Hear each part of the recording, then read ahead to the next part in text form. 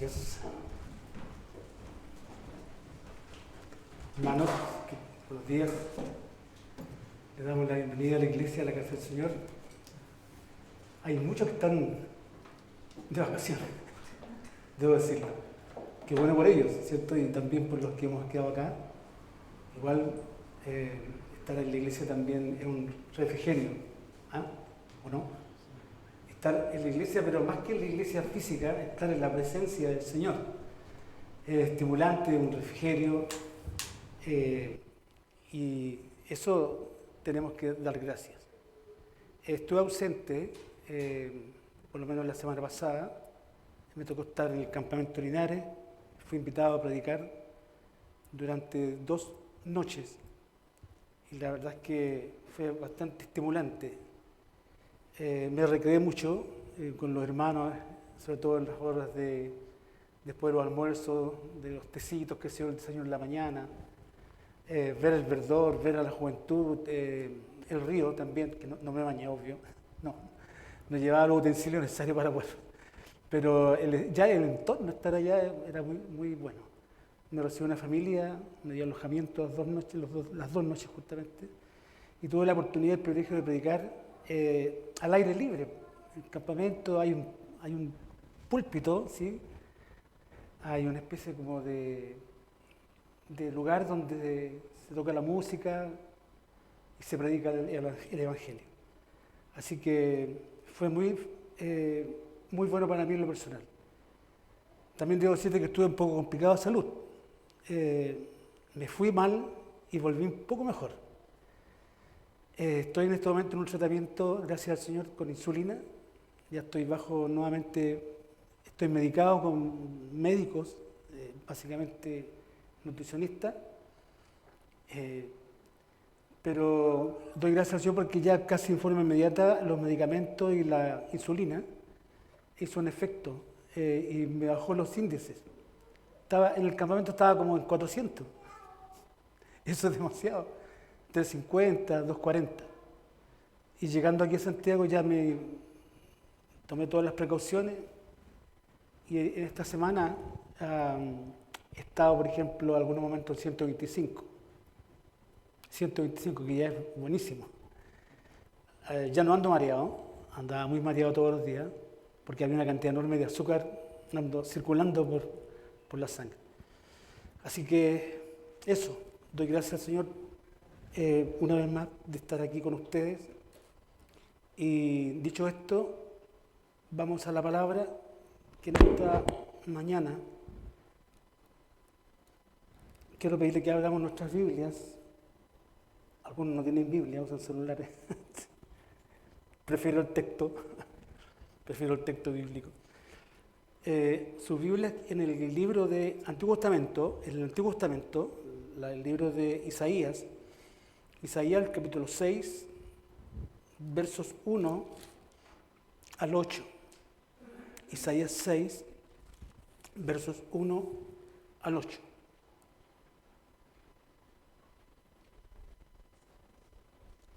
Isaías, la Reina Valera, la página 519. Isaías está antes de Jeremías.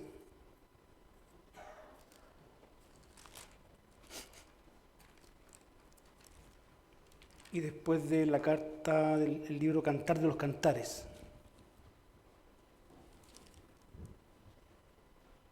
¿Por qué elegí Isaías para esta mañana?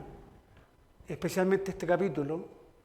Porque el tema central del campamento, si bien es cierto, a mí me tocó la predicación durante 2 noches, era un tema libre, pero también sabiendo que era el tema central, la enseñanza básica del campamento en este año, fue la soberanía de Dios.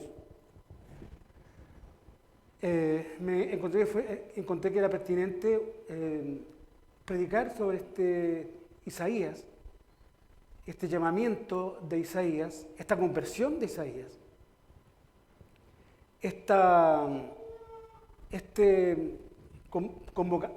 convocatoria a Isaías para el ministerio, previo a una preparación, la situación contingente que le tocó a Isaías para abordar y entrar al ministerio, que no fue fácil, Pero ante este tema, gracias hermano, ante este tema de la soberanía de Dios, y entendemos que nada es al azar.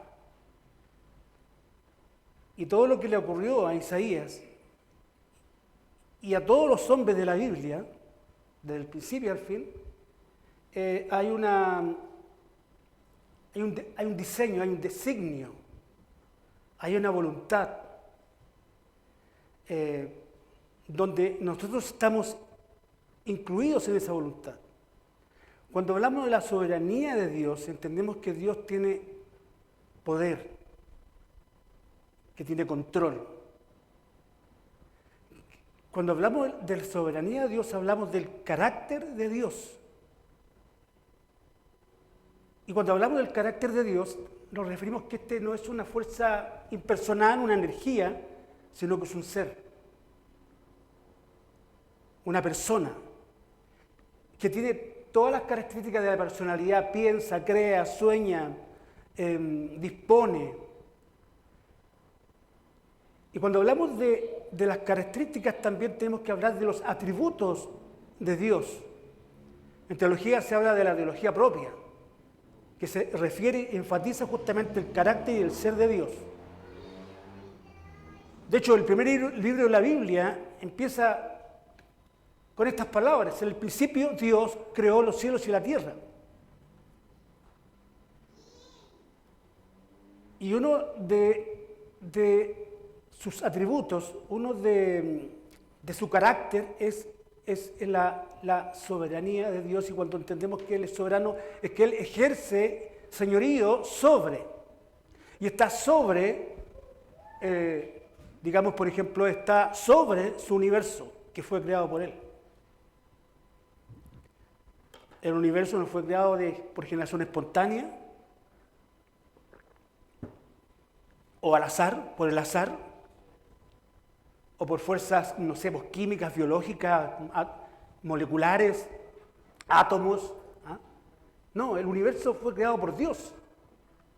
Por eso vemos el diseño detrás de ese universo, la perfección. Todo está en equilibrio hasta el mismo día de hoy. Y eso es porque este universo fue creado por un Dios que es soberano. Cuando hablamos de la soberanía de Dios, también tenemos que referirnos que Él, hay características, por ejemplo, que es única de Dios, que Él es todopoderoso. Él es todopoderoso para haber creado el universo. Él es todopoderoso para permitir que este universo no colapse y se mantenga en equilibrio. Ahí hablamos de parte de los atributos de Dios, que es la providencia de Dios. Este Dios es omnisciente. Al decir que este Dios es omnisciente, decimos que solamente Él sabe todas las cosas y conoce todas las cosas y está en todo lugar. El Señor está aquí con nosotros, amén. Pero también está en la China, con nuestros hermanos de la India o de Nueva York, por ejemplo, donde la iglesia se esté congregando en esta mañana, en este día que es el día del Señor. Ahí está el Señor. Y no solamente en el día del Señor, sino que está en todo momento y en todo lugar, y todo lo sabe. Entonces, cuando hablamos, insisto, de la soberanía de Dios, es que a Él no se le pasa nada por alto. Nada sucede si es que Él no lo sepa.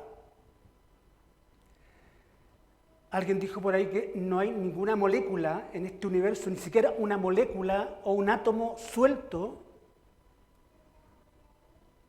si es que Él no lo supiera. Y si estuviera un átomo, una molécula suelta por este mundo dando vueltas,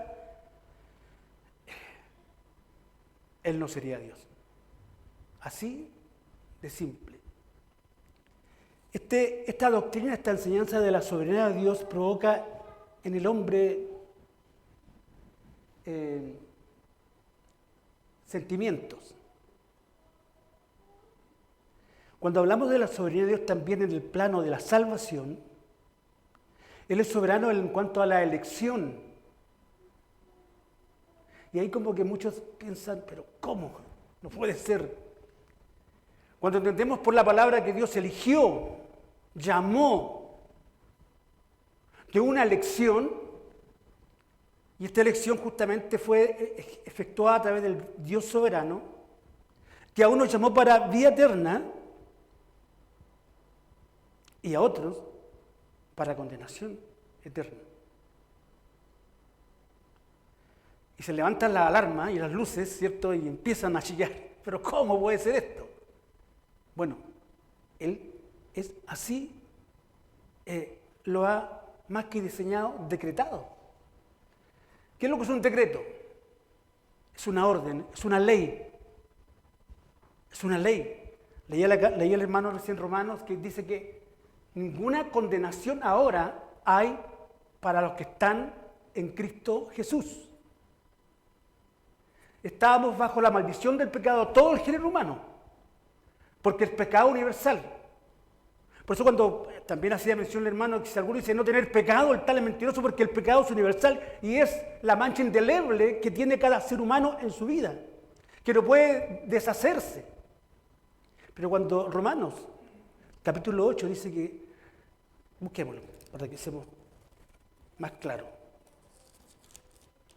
Dice el Romanos capítulo 8, ahora pues ninguna condenación hay para los que están en Cristo Jesús, los que no andan conforme a la carne, sino conforme al Espíritu.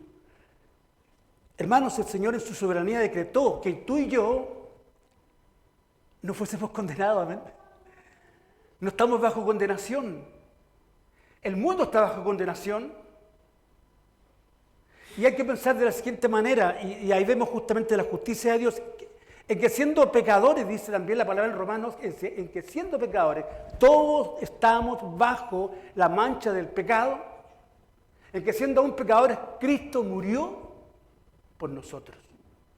Y ese acto de la muerte de Cristo, ese acto salvador de Cristo también estaba en la soberanía de Dios. Él en su soberanía lo había decretado. Todo lo que ocurre en nuestra vida diaria también está bajo la soberanía de Dios. El problema surge cuando se entrelaza o choca la idea del libre arbitrio o libre albedrío. ¿Cuál es la relación entre el libre albedrío del hombre y la soberanía de Dios? Debo decirte en forma inmediata que el hombre no tiene libre albedrío, por lo menos en el plano espiritual, ya no lo tiene porque por causa del pecado está apartado de la gloria de Dios. Puede tener un libre arbitrio, puede determinar ciertos actos en su vida, dónde viajaré, qué estudiaré, con quién me casaré. Inclusive hasta ahí el Señor está bajo control. Pero en cuanto ahora a la salvación, que es el tema central de la Biblia, ¿dónde pasaré la eternidad? Esa es la gran pregunta del millón que todo hombre ha de contestarse. Que gracias al Señor, a través de la palabra del Señor, la Iglesia tiene respuestas categóricas para ello, pero sigue siendo una pregunta determinante, porque tiene que ver con la soberanía de Dios y con el libre albedrío que supuestamente muchos dicen que el hombre tiene. El libre albedrío tiene que ver con el tema de la salvación. Hay grupos religiosos, hay iglesias en particular que enseñan que el hombre tiene libre albedrío, aún la soberanía de Dios, pero al final de cuentas Él determina dónde pasar la eternidad. La Biblia no muestra eso. Insisto, la Biblia dice que estamos muertos en delitos y pecados. Y que solamente tenemos que depender de la gracia de Dios y de su soberanía. Y porque Dios ha sido soberano y justo en sus decretos, tú y yo estamos aquí en esta mañana. Pero más que estamos aquí, estamos en la presencia inmediata del Señor. Pablo dice que estamos sentados en lugares celestiales con Cristo. Ahora ya. No mañana ni pasado, sino que ahora ya estamos sentados en lugares celestiales con Cristo Jesús. Y en esa soberanía Él tiene, vuelvo a reiterar, control de todas las cosas. Y ante ese fondo, ese telón de fondo, quiero que justamente vayásemos al libro de Isaías, el capítulo 6, versos 1 al 8. Y dice así: en el año que murió el rey Usías, vi yo al Señor sentado sobre un trono alto y sublime, y sus faldas llenaban el templo. Por encima de él habían serafines, cada uno tenía 6 alas, con 2 cubrían sus rostros, con 2 cubrían sus pies, y con 2 volaban. Y el uno al otro daba voces diciendo: Santo, Santo, Santo, Jehová de los ejércitos. Toda la tierra está llena de su gloria. Y los quiciales de las puertas se entremecieron con la voz del que clamaba, y la casa se llenó de humo. Entonces dije: ay de mí, que soy muerto, porque siendo hombre inmundo de labios y habitado en medio de pueblo que tiene labios inmundos, han visto mis ojos al Rey, Jehová de los ejércitos. Y voló hacia mí uno de los serafines, teniendo en su mano un carbón encendido, tomado del altar con unas tenazas, y tocando con él sobre mi boca, dijo: he aquí que esto tocó tus labios, y es quitada tu culpa y limpio tu pecado. Después oí la voz del Señor que decía: ¿a quién iré? ¿A quién enviaré? ¿Quién irá por nosotros? Entonces respondí yo: heme aquí, envíame a mí. Oremos. Señor y Padre, te damos gracias en esta mañana por tu palabra. Te pedimos que tú, a través de esta, Señor, una vez más nos hables. Y si hay que redireccionar nuestra vida, hácelo, Señor, porque eso nos urge. A través de tu palabra entendemos que tú nos limpias y nos capacitas para poder vivir la vida cristiana. En el nombre de Jesús, amén, amén. En el año que murió el rey Usías fue uno de los reyes de Israel, de los muchos malos de los reyes de aquel tiempo, era el mejorcito. Era lo mejor.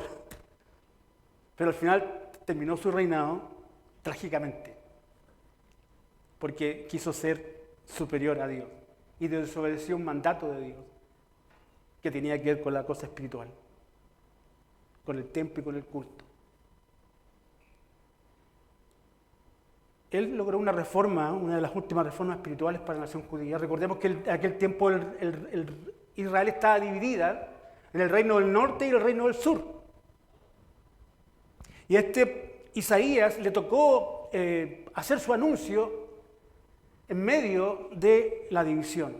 Ya en este tiempo el reino del norte ya había sido secuestrado, había sido conquistado por Asiria, y las 10 tribus que conformaban el reino del norte que quedaban después de la división de Israel fueron difuminadas, echadas fuera de su entorno geográfico. Y hasta el día de hoy esas 10 tribus no han desaparecido o desaparecieron. Entonces, en el contexto que estoy leyendo, en el año que murió el rey Usías, vemos justamente Judá, el reino del sur, que ocurre esta tragedia. Y aquí justamente vamos a ver este acto soberano, este control, este gobierno de Dios, bajo cualquier circunstancia y bajo cualquier contingencia donde su creación pueda, cierto, estar. Especialmente, en este caso, nosotros los hombres. Decía que el rey Usías fue uno de los reyes, ¿cierto?, que por lo menos se acercaba a lo que Dios demandaba en su palabra.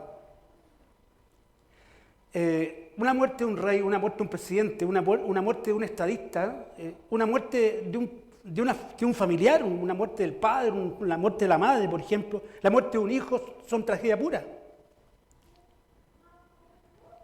¿Qué se provoca cuando muere un ser querido? Un padre, por ejemplo, o la madre, o el hijo, a la familia.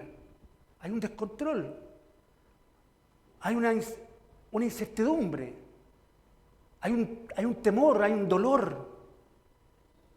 Y en este caso también la nación judía, que ya estaba pasando problemas, se enfrenta a esta situación. El reino del sur, la nación del sur, queda descabezada no hay un control y se puede esperar cualquier cosa, entonces es un descalabro social y político. Y Isaías estaba en el lugar propicio. Los versos siguientes dan a entender que estaba en el templo. Él era un profeta o hijo de profetas. Era un hombre que se había encargado de dirigir justamente a estadistas, a reyes de la nación, varios reyes de la nación.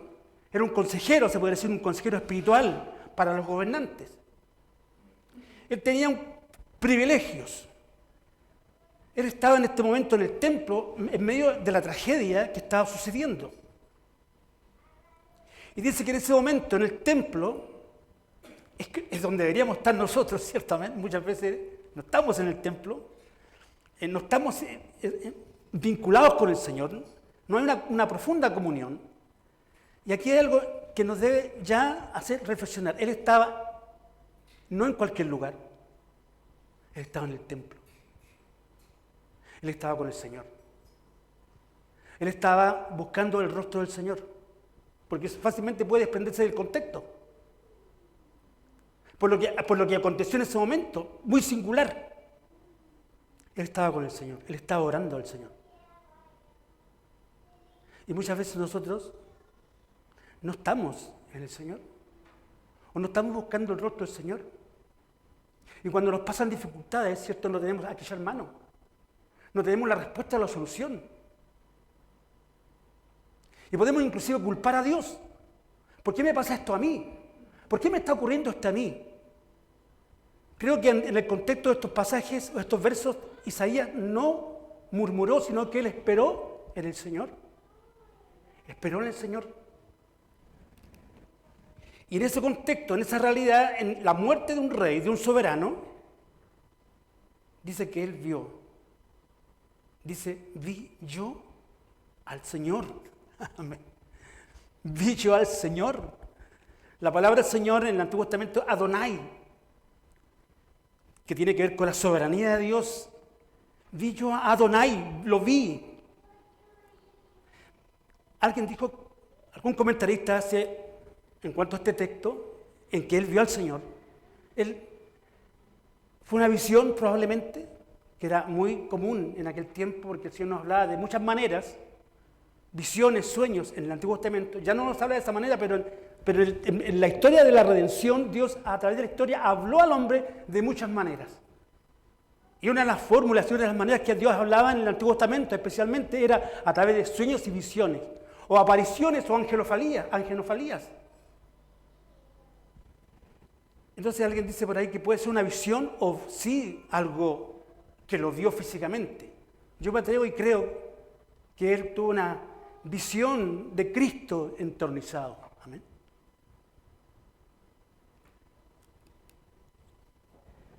Vi yo al Señor sentado sobre un trono alto y sublime. Ya el hecho es que lo vio, que estaba sentado en un trono, eso significa él que tiene autoridad. Amén. El Señor tiene autoridad sobre el cielo y sobre la tierra, sobre el universo, sobre nuestras vidas. Él tiene autoridad porque Él es soberano y tiene el control. Ahora el problema pasa cuando desestimamos esa autoridad. La Biblia está plagada de hombres que le han dado la espalda a Dios, hombres y mujeres que no han hecho caso omiso a la voluntad de Dios, siendo Él lo que es. La autoridad. Volvamos nuevamente. En medio del fragor, en medio del dolor, en medio de la incertidumbre, vi yo al Señor sentado sobre un trono alto y sublime. Dice, y mire cómo lo pinta, o como lo muestra aquí el autor Isaías. Dice que sus faldas llenaban el templo. Aquí da a entender de que era un monarca, un rey, un soberano. Los soberanos de aquel tiempo, inclusive me acuerdo cuando yo era chico, tenía como 7 años, si no me equivoco, ya teníamos televisión en la casa, hay que decirlo. los años 60, por ejemplo, vieron la reina Isabel, pero antes se había casado la reina Isabel, ¿se acuerdan? La reina de Inglaterra. Y ese matrimonio, esa ceremonia nupcial se dio por televisión. Y muchos tuvimos la oportunidad de ver esa escena, cómo la reina con sus largos vestidos, metros y metros y hordas, se veían, ¿cierto?, como a través de las canciones nupciales y todo en la pompa, a la reina fue algo fabuloso para aquel tiempo, en aquel contexto fue algo único. Una monarca se había casado y anteriormente había sido nombrada reina de Inglaterra. También fue algo espectacular. Entonces dice que este señor, este Adonai, se viste con ropaje, ¿cierto?, de un gobernante, de un rey, de un soberano, y dice que es tanto el atuendo que distingue al monarca en este caso, que sus faldas llenaban el templo, y cuando las faldas se refieren, hoy día pretendía hacerle batida en un pantalón, pero estaba solo, nadie pudo ayudarme, así que tuve que planchar este pantalón que no quería venir, porque tenía que hacer la bastilla. Bueno, las faldas son las bastillas de este atuendo, de este ropaje imperial o este ropaje gobernante. Dice que hasta las faldas llenaban el templo. Insisto, esto habla de un Dios soberano, un monarca que tiene autoridad.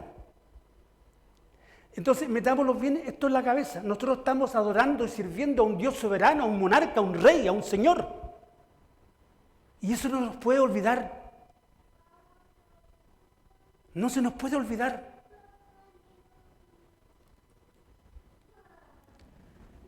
Y sus faldas llenaban el templo. Los atuendos imperiales, las faldas, ¿cierto?, el traje, el ropaje. Dice que también en esta visión él ve criaturas angélicas que son parte de la economía de la creación de Dios. Los ángeles que son superiores a nosotros en fuerza y en poder. Fíjense, en el contexto de la Biblia, los ángeles son fuertes y poderosos. Y tienen ciertas tareas que no todos la tienen de la misma manera. Pero estaban ahí. Y estaban ahí básicamente para servir, para adorar. Y nosotros que somos la corona de la creación, que somos mago Dei, imagen de Dios, no le adoramos. No le glorificamos como debiese ser. Es más, trivializamos justamente la fe. Cuando digo trivializar es que le restamos importancia a las cosas del Señor. Hay otras cosas y otras tareas quizás más importantes, que no lo dudo, pero lo central e importante y lo que tiene realmente esencia para la vida es la relación que tú y yo como creyentes tengamos con el Señor. En cuanto a estos ángeles o a estas criaturas que fueron creadas para una tarea especial, dice, por encima de él, del Señor,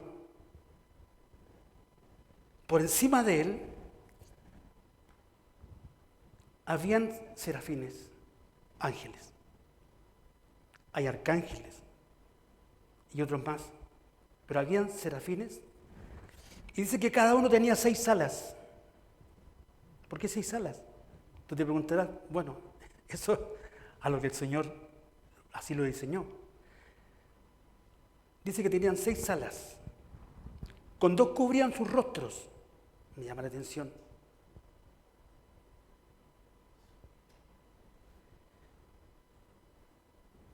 Con 2 cubrían sus pies y con 2 volaban. ¿Por qué? 6 alas, ¿por qué? ¿Por qué con 2 cubrían sus rostros? Porque la palabra dice, el mismo Dios dice que al momento que el hombre pretenda verme, morirá. nadie ha visto a Dios. Ni siquiera Moisés, por ejemplo, que osó pedirle en un momento dado en el monte, en las alturas del Sinaí, si no me equivoco, cuando recibió las tablas de la ley, quiso ver el rostro del Señor y Dios no se lo permitió. Y estas criaturas poderosas, superiores, innumerablemente mayor que nosotros, dice que con 2 alas cubrían sus rostros, porque ni siquiera ellos pueden ver a Dios. No pueden ver a Dios. Y lo que nosotros como criaturas y como hombres y mujeres y como creyentes contemplamos de Dios son un vislumbre, es una luz, es un mero reflejo de lo que Dios es. Porque por un lado no podríamos verlo y por otro lado no podríamos entenderlo. Nuestra mente finita no puede contener la eternidad de Dios. Pero me llama la atención, la humildad, la obediencia de estas criaturas que están en un acto sempiterno todo el tiempo adorando al Señor. Aún no pudiendo contemplar su gloria, están adorando al Señor, están glorificando su nombre. Y nosotros perdemos muchas veces la bendición por no adorar al Señor, por no reconocer su señorío, por no reconocer su poder y su gloria, por no reconocer su autoridad sobre nosotros. Y este tema de la autoridad es otro tema. La sociedad cada día está más alejada de la autoridad. Así que no nos extrañemos que no obedezcamos la autoridad del Señor. Por encima de él habían serafines, cada uno tenía 6 alas, con 2 cubrían su rostro, con 2 cubrían sus pies y con 2 volaban. Y el uno al otro daba voces diciendo, ¿qué decía? Santo, santo, santo. Hermano, esa era la alabanza de los ángeles. De esa manera ellos atribuían al Señor reconocimiento. Era un cántico, eran alabanzas que los ángeles están permanentemente adorando al Señor.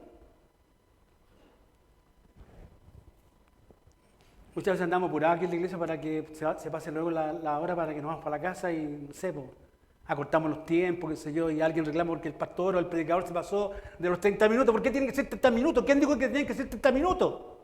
¿O quién dijo, por ejemplo, en la Biblia que había que tener un punto 1, un punto 2, un punto 3 en cuanto al sermón? ¿Dónde está eso?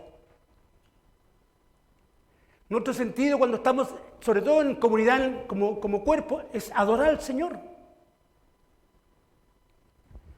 Ellos adoraban a Dios, siendo lo que eran, criaturas poderosas, adoraban al Señor. Santo, santo, santo, Jehová de los ejércitos, toda la tierra está llena de tu gloria. En ninguna parte de la Biblia dice que Dios es amor, amor, amor, o paciencia, paciencia, paciencia, o justo, justo, justo. Solamente la Biblia habla de que Dios es santo, santo, santo. ¿Por qué? Porque uno de sus grandes atributos de Dios es la santidad.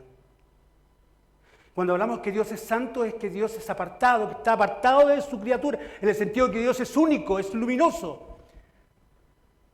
Es la esencia de la deidad. Él no está contaminado con el pecado, no hay ni un ápice de pecado, de maldad en su ser. Él es justo, Él es bondadoso en su santidad. Y por eso Él no puede tener relación con el pecado y la maldad. El Evangelio de Juan, la primera de Juan dice que Dios es luz, y cuando hablamos de que Dios es luz es que Dios es santo. Y que su carácter justamente es santo. Y también Juan, el apóstol Juan, en primera de Juan, habla de las tinieblas, que representan el mal y el pecado y la maldad. No pueden estar juntos. No pueden convivir. Por eso Isaías recalca en esta visión lo que vio y que estos seres angelicales adoraban y alababan y glorificaban con las palabras santo, santo, santo, Jehová de los ejércitos, toda la tierra está llena de tu gloria, amén. Toda la tierra está llena de su gloria. Su pincelada de su creación, su belleza de la creación. Mira, si aún el pecado humano, que también ha contaminado a la creación, porque la Biblia sí lo dice, que la creación gime a una esperando el retorno de Cristo, porque la creación también bajó, porque el pecado causó un efecto, un colapso monumental, universal. Pero aún la creación es bella, ¿no? ¿A ti no te asombra la panorámica, por ejemplo, del sur de Chile, o del norte, o de diferentes países, las montañas, los ríos, ¿cierto? Todo eso es bello, todo eso es bello. Dice que toda la tierra está llena de su creación, su gloria, su obra.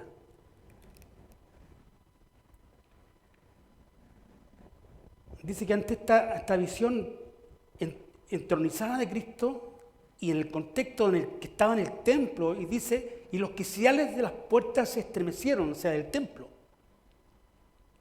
O sea, un terremoto, un temblor de la presencia del Señor.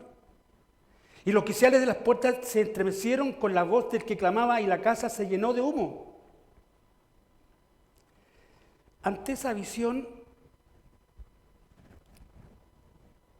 cuando uno, aquí vemos algo, aquí quiero también mostrar algo que lo vemos justamente en la Biblia, cuando ocurren estos momentos especiales, cuando el hombre se encuentra con Dios o tiene un encuentro profundo con el Señor. Dice que,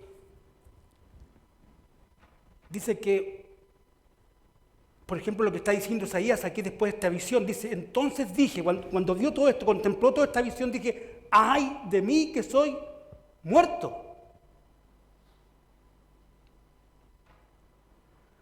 Este hombre era un hombre, en su generación, la persona más íntegra en cuanto a su testimonio. Era un hombre de Dios, era un profeta de Dios. Era una persona que está buscando el hacerse semejante a Dios, la santidad de vida. Pero ante este encuentro con la deidad, se ve como muerto. Cuando Cristo en el Nuevo Testamento hacía sus apariciones o sus vislumbres de gloria, o mostraba que no solamente era hombre, 100% hombre, sino que también era Dios, cuando alimentaba con pan y peces en multitudes, cuando se aparecía en visiones, por ejemplo, cuando resucitaba a los muertos, por ejemplo, sanaba a los enfermos, destello de su gloria, dice que los hombres inclusive se llenaban de temor. Se llenaban de temor. Pensaban en un momento dado los apóstoles que vieron a un fantasma, estaban espantados, y era el Señor.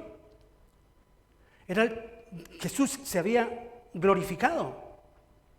Entonces, ver la gloria de Dios no es algo así tan romántico, tan alegre. Quiero ver la gloria de Dios porque el hombre cae como muerto. Ay de mí que soy muerto, porque siendo hombre inmundo de labios y habitado en medio de pueblo que tiene labios inmundos, han visto mis ojos al Rey Jehová de los ejércitos. Ver al Señor, o ver a Dios, o contemplar a Dios, o entender que Dios está presente, no puedes hacer indiferente. Tiene que afectarnos, sobre todo en cuanto al pecado y la maldad que generamos muchas veces. Tiene que afectarnos en cuanto al pecado. La persona más íntegra de su tiempo tiene una visión, y esa visión le muestra la gloria de Dios, pero al mismo tiempo le provoca pavor y desesperación. Soy hombre muerto. Porque es fácil compararlo con los demás. No, yo soy mejor que el otro. ¿Cierto? Probablemente Isaías podría decir, mira, yo soy un profeta. Tengo el deber y tengo la tarea de estar con las autoridades. Y estoy privilegiado porque nací en una familia de profetas. Y posteriormente compuso este libro largo y extenso que es el libro de Isaías. Pero él cuando ve al Señor dice que cae como muerto. Porque, insisto, es fácil compararlo con los demás y inclusive sentirnos superiores a los demás. Pero ¿qué pasa cuando nos comparamos con Dios? ¿O qué pasa cuando nos comparamos con Cristo? Nada que hacer. Nada que hacer. Toda virtud, todo atributo, toda gloria, toda alabanza solamente es para Él. Ay de mí que soy muerto porque siendo hombre inmundo de labios significa que Él se consideraba un ser pecador también. Y ante este sentimiento interno, porque eso provoca la palabra en el hombre, cuando el Dios está llamando al hombre, le provoca un sentimiento interno, un malestar espiritual, un descontento con su vida. Llega un momento en que tu vida tiene que hacer un clip, ¿cierto? Si tú vas para allá, el Señor llegó, toca tu vida, se revela tu vida va a cambiar, tu vida va a ser un clip. Y el pecado provoca dolor. Antes de ser cristiano, el pecado no lo significaba nada. O sea, vivíamos en pecado. Faranduleábamos con el pecado. El pecado era parte de nuestra vida. Pero cuando el Señor toca nuestra vida, cuando el Señor llega a nuestra vida, ese elemento dañino que provoca un desmán tremendo en todo orden de cosas, nos provoca dolor y aflicción. Antes no. Entonces aquí estamos en presencia de un Isaías que está teniendo una conversión con toda esta visión que él tiene, con todo este encuentro que él tiene con la deidad.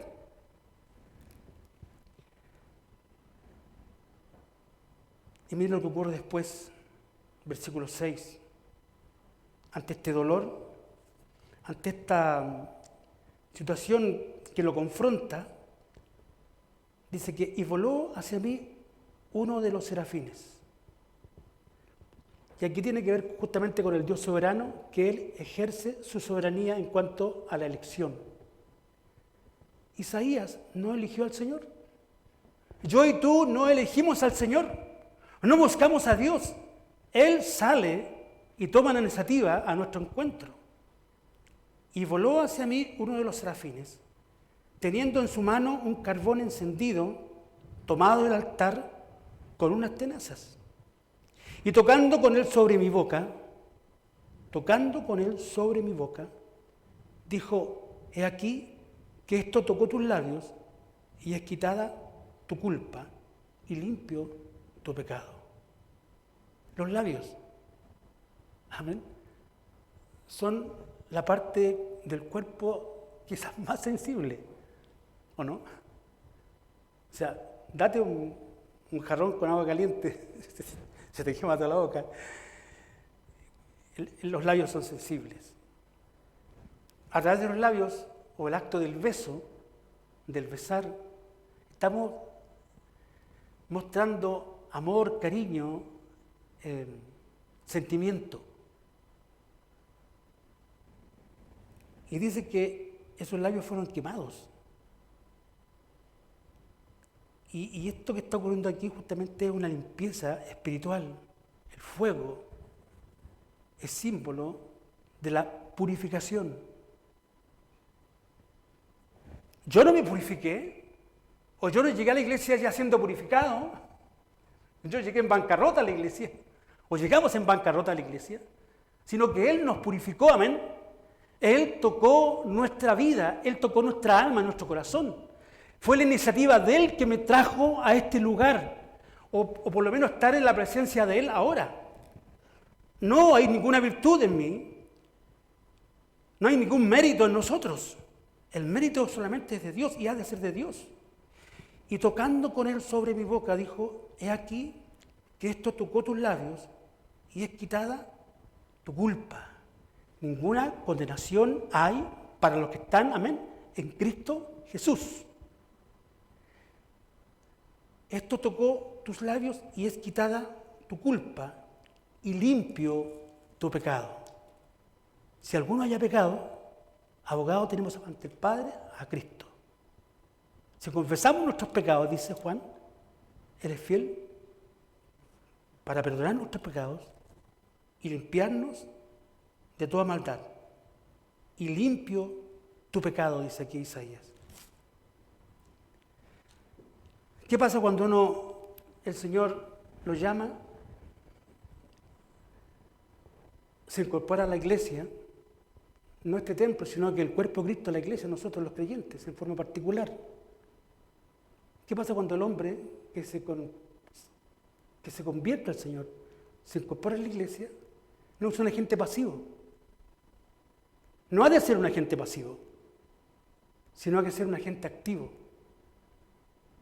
Recuerden la gran comisión, el gran mandato del Señor para con la iglesia: por tanto, id y predicad mi evangelio.